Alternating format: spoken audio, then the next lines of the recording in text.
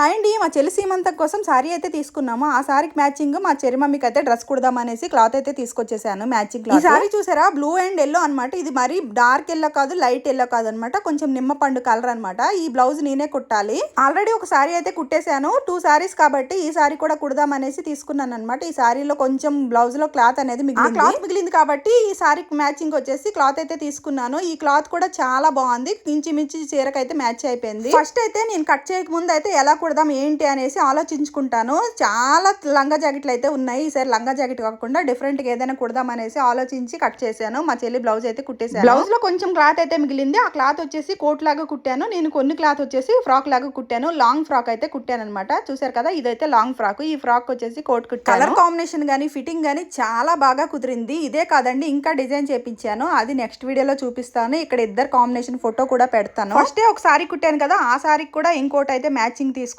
అది డిఫరెంట్ గా కుట్టాను, అది కూడా మీకు నెక్స్ట్ వీడియోలో చూపిస్తాను. కాంబినేషన్ అయితే చాలా బాగుంది. వీడియోకి లైక్ చేసి, షేర్ చేసి, సబ్స్క్రైబ్ చేసుకోండి. Bye bye.